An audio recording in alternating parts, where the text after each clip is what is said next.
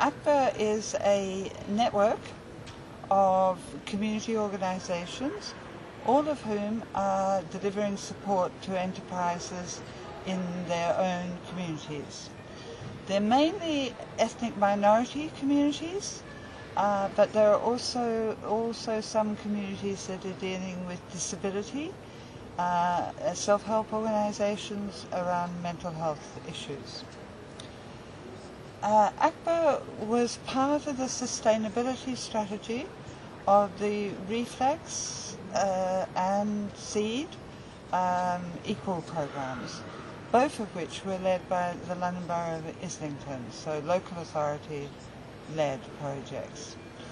All the member organisations of ACBA were actual partners, so they weren't beneficiaries, they were partners, and that's been very important to our approach, that they received finance from the organisations, and so were able to fully participate from the very beginning in all the discussions and planning. And really the success of our project is due to their efforts. What we were able to do was to provide training for the community organisations, staff of the community organisations, so they could add business support into the services they were already offering. It's one of our big successes because it means that the number of black and ethnic minority business advisors in the country has been increased hugely, and the number of women business advisors from black and ethnic minority communities has hugely been increased.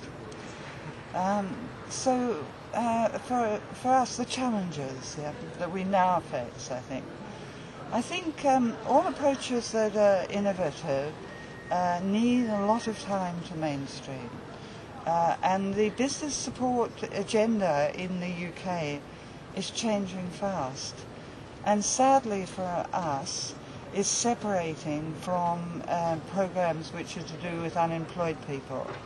And we want to see self-employment, business startup as an option for everyone. And it's a challenge to bring those things together. However, we have to say that in the recession, the effect on black and ethnic minority businesses is looking rather different, because they, on the whole, have not accessed loan finance.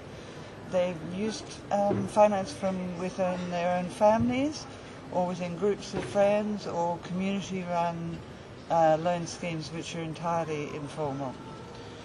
So the credit crunch hasn't mattered, and they're beginning to open up new markets because they've traded at the bottom end of the market, so people can afford to eat in an African restaurant still.